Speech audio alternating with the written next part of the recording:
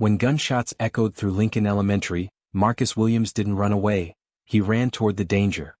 His 6-year-old daughter was trapped inside with a pregnant teacher and 20 other children. In 30 seconds, this single father would make a choice that would save lives and break hearts forever. Before watching full story, comment below from where you watching. Also like and subscribe for more stories. Marcus Williams kissed his 6-year-old daughter Emma on the forehead as she ran toward the school gates. Her pink backpack bounced with each step, and her pigtails flew behind her like small flags in the morning breeze. "Have a good day, princess," he called out, watching her disappear into Lincoln Elementary School. At 32, Marcus had been raising Emma alone for 3 years. Her mother had left when Emma was just 3, saying she wasn't ready for family life. It broke Marcus's heart, but he promised himself that Emma would never feel unloved or alone. Marcus worked as a construction foreman, but he always made time for Emma. He packed her lunch every morning, helped with homework every evening, and read her bedtime stories every night. Money was tight, but love was abundant in their small apartment. As he walked back to his truck that Tuesday morning, Marcus had no idea that this day would change everything. Inside the school, Mrs. Sarah Chen was teaching her 3rd grade class. She was 7 months pregnant with her first child and glowing with happiness. The students loved her gentle voice and kind smile. Today she was reading them a story about friendship when the lockdown alarm began to blare. The sound froze everyone's blood. It was not a drill. Sarah quickly gathered her 22 students into the corner of the classroom, just as they had practiced. Her hands shook as she turned off the lights and locked the door. Through the small window she could see other teachers doing the same thing. "Mrs. Chen, I'm scared," whispered little Tommy, one of her students. "It's okay, sweetheart.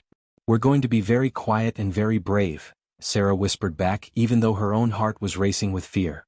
Outside, Marcus heard the alarm from the parking lot. He had been about to drive away when the terrible sound reached his ears. His blood turned to ice. Emma was in there. Other parents began arriving, crying and shouting. Police cars raced toward the school with sirens screaming. But Marcus couldn't wait. His daughter needed him. 2 armed men had entered the school through a back entrance. They wore dark masks and carried guns. Their names were Jake Morrison and Tony Vega. Both had criminal records and hearts full of hatred. Jake was angry at the world because he had been fired from his job. Tony was angry because his own children had been taken away by social services. Instead of getting help or making their lives better, they chose violence. They moved through the hallways like shadows of death, looking for victims. The sound of their heavy boots echoed through the empty corridors. "Where is everyone?" Jake growled, kicking at a classroom door. "They're hiding like rats," Tony replied with an evil laugh. They didn't care that these were innocent children and teachers. They didn't care about the families who would be destroyed. All they wanted was to cause pain and get attention. The school's security guard, an elderly man named Mr. Rodriguez, saw them first. He immediately called 911 and then tried to stop them, but he was overpowered. They pushed him to the ground and continued their terrible mission. Marcus couldn't stand waiting outside while his daughter was in danger. He left his truck and ran toward the school building. Other parents tried to stop him. "Marcus, don't." "The police are coming," shouted Mrs. Patterson, another parent. "That's my little girl in there," Marcus said, his eyes filled with determination. "I won't let anything happen to her." He knew the school building well because he had helped repair the roof last summer. There was a side entrance that led to the playground area. If he could get inside, maybe he could help. Marcus wasn't thinking about his own safety. He was only thinking about Emma's bright smile and the promise he made to always protect her. As he reached the side of the building, he could hear gunshots coming from inside. Each sound was like a knife in his heart. He moved faster. Marcus entered through the side door and found himself in a nightmare. The 2 gunmen had cornered a group of students and teachers in the playground area. Among them was Mrs. Chin, who was trying to protect her students while holding her pregnant belly. Emma was there too, crying and scared, huddled behind her teacher. "Please don't hurt the children," Mrs. Chin begged, standing in front of her students. "Take me instead." Jake pointed his gun at her. "Shut up. Everyone get down on the ground." The children were crying and trembling. Some teachers were praying silently. The fear in the air was thick like smoke. That's when Marcus saw his daughter's terrified face. Emma spotted him through the window and their eyes met. She started to run toward him, but that movement caught the gunman's attention. "Hey, who's that kid?" Tony shouted, swinging his weapon toward Emma. Time seemed to slow down as Marcus watched the gun turn toward his daughter. In that moment he had a choice to make. He could hide and wait for police or he could act. Marcus didn't hesitate. Love gave him courage that fear couldn't touch. He burst through the playground doors, shouting at the top of his lungs. "Hey, over here. Leave those kids alone." Both gunmen turned their weapons toward him. Marcus started running straight at them, hoping to draw their fire away from the children and teachers. "Run. Everyone run," Marcus yelled. Mrs. Chin immediately began moving the children toward the exit on the other side of the playground. Emma was crying, "Daddy? Daddy?" But Mrs. Chin held her hand and pulled her to safety. The first bullets hit Marcus in the shoulder, spinning him around. But he kept moving forward. More shots rang out, hitting him in the chest and leg. Still he didn't stop. Blood was pouring from Marcus's wounds, but his only thought was protecting those children. He tackled Jake, the first gunman, and they fell to the ground fighting. "Shoot him. Shoot him," Jake screamed to his partner. But Tony hesitated. He had never seen such courage before. This man was dying but still fighting for others. Mrs. Chin had gotten most of the children to safety, but she came back for Marcus. Even though she was pregnant and scared, she couldn't leave him. "Sir. This way," she called out, trying to help him. Marcus looked up at her with blood on his face. Take care of Emma," he whispered. "Tell her, Daddy loves her." More police sirens were getting closer. Tony panicked and started shooting wildly. One of his bullets hit Mrs. Chin in the arm, but she kept trying to help Marcus. "No." Marcus found strength he didn't know he had. With his last bit of energy, he threw himself in front of Mrs. Chin as more bullets came their way. The shots meant for the pregnant teacher hit Marcus instead. He fell to the ground, his body broken but his spirit undefeated. The police stormed the playground just as Marcus collapsed. The gunmen were quickly surrounded and arrested. Jake Morrison and Tony Vega's reign of terror was over, but the damage was done. Officers found Marcus lying on the ground, barely breathing. Mrs. Chin was kneeling beside him, crying and trying to stop his bleeding with her good arm. "He saved us," she kept saying through her tears. "He saved all of us." The paramedics worked frantically to save Marcus's life. They loaded him into an ambulance and raced toward the hospital, sirens screaming through the city streets. Emma rode in a police car behind the ambulance, crying for her daddy. Other parents held their own children tight, knowing that Marcus's sacrifice had saved many lives. At the hospital, Dr. Patricia Williams, no relation to Marcus, was the director. When she heard about the shooting and the hero father, she immediately assembled her best medical team. "This man risked everything for others," she told her staff. "We're going to do everything we can to save him." Marcus was rushed into emergency surgery. The doctors worked for hours trying to repair the damage from multiple gunshot wounds. His condition was critical. Outside the operating room, a crowd gathered. Emma sat with Mrs. Chin, who had her own arm in a sling but refused to leave the little girl alone. Other parents came to the hospital too. They brought flowers, cards, and prayers. News reporters arrived and began telling Marcus's story to the world. "This man is a real hero," said Police Chief Robert Martinez during a press conference. "He put himself in harm's way to protect children and teachers. His actions saved many lives today." The hours passed slowly. Emma fell asleep in Mrs. Chen's lap, exhausted from crying and fear. Other families waited and prayed together. At 3 a.m., the surgeon finally emerged from the operating room. Dr. Williams looked tired and sad. "We've done everything we can," she said quietly. "The next few hours will tell us if he's going to make it." Word about Marcus's heroic actions spread quickly through the city. By morning, hundreds of people had gathered outside the hospital. They brought flowers, balloons, and handmade signs that said, "Thank you, Hero Dad," and prayers for Marcus. Local businesses donated food for the families keeping vigil. The mayor came to visit and declared Marcus a city hero. Television stations from other cities sent news crews to cover the story. But the most touching moment came when Mrs. Chen's students arrived with their parents. These were the children Marcus had saved. They had made drawings and cards for him. Little Tommy, who had been so scared in the classroom, drew a picture of a superhero that looked like Marcus. "He's the bravest man in the world," Tommy told the reporter. Emma woke up to find her daddy's hospital room filled with flowers and cards from strangers who had heard about his sacrifice. She couldn't read all the words, but she understood that people thought her daddy was special. "Why did Daddy get hurt?" she asked Mrs. Chin. "Because he loves you so much that he wanted to protect you and all your friends," Mrs. Chin explained, holding Emma's small hand. "He's the most loving daddy in the whole world." Dr. Williams had been checking on Marcus every hour throughout the night. His vital signs were weak but stable. She had seen many patients over the years, But something about this brave father touched her heart deeply. At 6 a.m. she went to check on him again. The sun was just starting to rise, casting golden light through the hospital window. As she looked at the monitors, she saw something that made her gasp. Marcus's heartbeat was getting stronger. His breathing was improving. Against all odds, he was fighting his way back to life. She called the other doctors immediately. They ran tests and checked him thoroughly. It was almost unbelievable. Marcus was going to survive. When Dr. Williams walked out to the waiting room to share the good news, she had tears streaming down her face.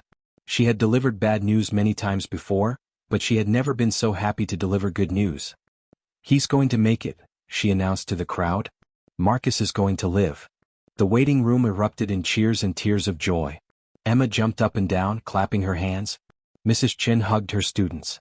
Even the tough police officers wiped tears from their eyes.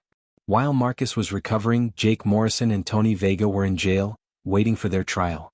When they heard that Marcus had survived and was being called a hero, they felt different emotions. Jake was still angry and bitter.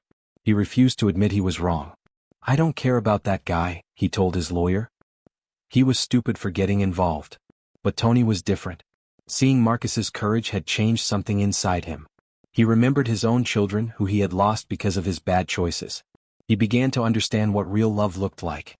"I want to write a letter," Tony told his lawyer. "To the man we shot. To apologize." His lawyer was surprised. "Tony, that could hurt your case in court." "I don't care," Tony replied. "What we did was evil. That man is a hero and I need him to know I'm sorry."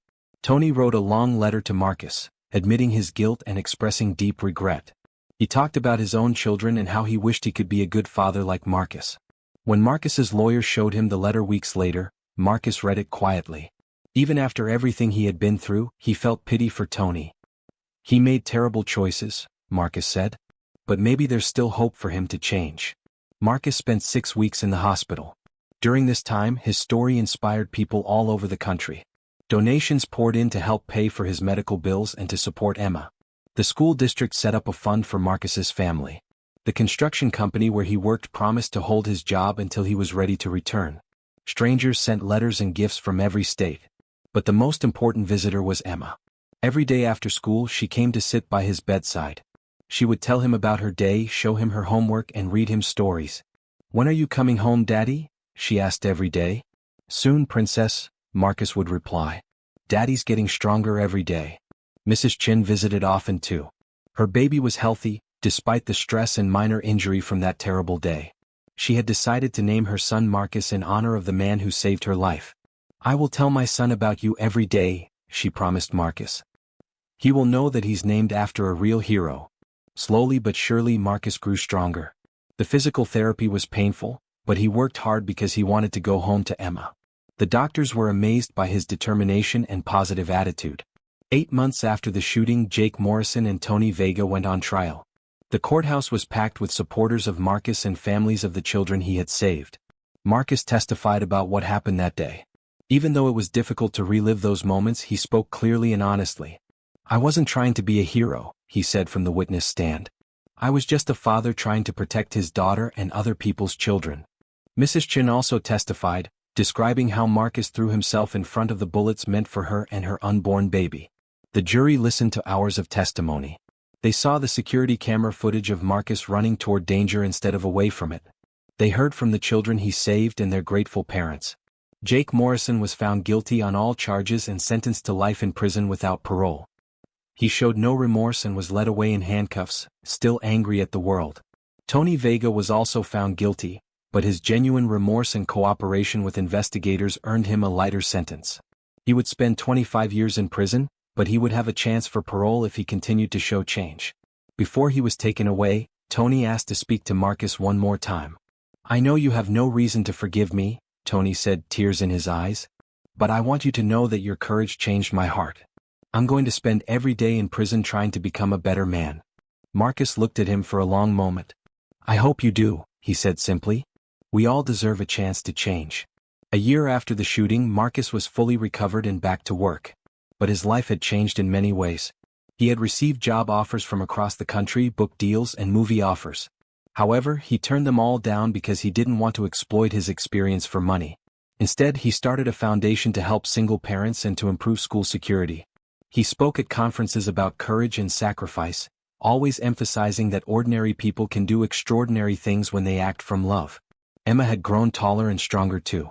The experience had been traumatic for her, but with counseling and her father's love, she was healing. She was proud of her daddy and often drew pictures of him as a superhero. Mrs. Chen had given birth to a healthy baby boy named Marcus Chen. She brought baby Marcus to meet his namesake, and both men cried tears of joy. "This little guy will grow up knowing what real heroism looks like," she said, placing the baby in Marcus's arms. The school had also changed. They had improved security and hired counselors to help students and staff process their trauma. A memorial garden was planted in the playground where the shooting occurred, with a plaque honoring Marcus's courage. 2 years after the trial, Marcus received an unexpected letter. It was from Tony Vega in prison. Tony had been attending counseling sessions and educational programs. He was slowly becoming the man he wished he had been for his own children. "I think about that day often," Tony wrote. "Not just the terrible things I did but the incredible thing you did. You showed me what love really looks like. I'm trying to learn from your example, even from prison." Tony had started a program in prison to help other inmates who struggled with anger and violence. He shared Marcus's story as an example of how to choose love over hate, even in the most difficult moments. Marcus was surprised by the letter, but he decided to write back. Over the months they began a correspondence that helped both men heal in different ways. "I don't condone what you did," Marcus wrote to Tony, "but I believe people can change. If sharing my story helps you and others make better choices, then something good comes from that terrible day." Their unlikely friendship showed that forgiveness and redemption were possible, even after the worst circumstances. As Emma grew older, she began to understand more about what her father had done. She was proud of him, but she also worried about him. "Daddy, promise me you won't get hurt again," she said one night as he tucked her into bed. "I can't promise I'll never get hurt, Princess," Marcus said honestly. "But I can promise that I'll always do everything I can to come home to you." Emma was now 8 years old and doing well in school. She had learned to be brave like her father, but also compassionate. When new students were scared or lonely, Emma was always the first to befriend them. Her teacher, Mrs. Anderson, called Marcus one day with good news. "Emma wrote an essay about heroes for our class assignment," she said. "Would you like to hear it?" Marcus smiled. "Of course." Mrs. Anderson read Emma's essay over the phone. "My daddy is my hero not because he got shot, but because he loves people so much that he would risk everything to protect them. He taught me that being brave doesn't mean you're not scared. It means you do the right thing even when you are scared. I want to be like my daddy when I grow up." Marcus had to wipe tears from his eyes as he listened to his daughter's words. Marcus's story continued to inspire people years later. A teacher in California used his story to teach students about courage. A father in Texas who was going through a divorce remembered Marcus's dedication and decided to fight harder for custody of his children. Mrs. Chen's son, baby Marcus, grew into a toddler who loved hearing stories about his brave namesake. Mrs. Chen would tell him how Uncle Marcus saved him before he was even born. The foundation Marcus started had helped thousands of single parents with childcare, education, and support. School security had improved across the state because of the programs he advocated for. But perhaps the most important impact was on the children he saved that day. They grew up knowing that someone had loved them enough to risk everything for their safety. This knowledge gave them confidence and compassion that would last their whole lives. Little Tommy, who had been so scared that day, grew up to become a police officer. "I want to protect people like Mr. Marcus protected us," he said at his graduation ceremony. 5 years after the shooting, the school held a memorial ceremony. It wasn't to remember the tragedy, but to celebrate the triumph of love over hate, courage over fear. Marcus was invited to speak, along with Mrs. Chen and some of the students who were now older. The ceremony was held in the memorial garden that had been planted in the playground. 5 years ago, evil tried to destroy this place, Marcus said to the crowd of families, teachers, and community members. But love was stronger. The love of teachers who protected their students, the love of families who supported each other, and the love of a community that refused to be defeated by hate. He looked at Emma, who was now 9 and sitting in the front row with Mrs. Chen and baby Marcus, who was now a running, laughing 3-year-old. "We can't choose what happens to us," Marcus continued, "but we can choose how we respond. We can choose love over hate, courage over fear, and hope over despair. That's the real victory." After the ceremony, people lined up to thank Marcus and share how his story had impacted their lives. Some were parents who had hugged their children tighter after hearing about his sacrifice. Others were teachers who had been inspired to see their job as more than just education, but as protection and care for the children in their charge. As Marcus drove home that evening with Emma sleeping peacefully in the back seat, he reflected on the journey that had brought them to this point. The scars on his body had faded, but the memories remained clear. He thought about Tony Vega, who had written to tell him about getting his GED in prison and starting a program to help other inmates deal with anger. Even Jake Morrison had eventually started attending counseling sessions, though he still had a long way to go. Most importantly, he thought about Emma and the kind of person she was becoming. She was growing up with the knowledge that love was the most powerful force in the world, and that ordinary people could do extraordinary things when they acted from the heart. When they got home, Marcus carried Emma to her bedroom and tucked her into bed. She woke up just enough to whisper, "I love you, Daddy." "I love you too, Princess," he whispered back. "Sweet dreams."